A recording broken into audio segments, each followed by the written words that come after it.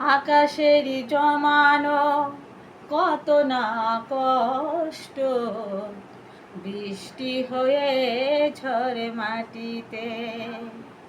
অচেনা ঝড় এসে করেছে নষ্ট, ভেঙেছে মন আঘাতে।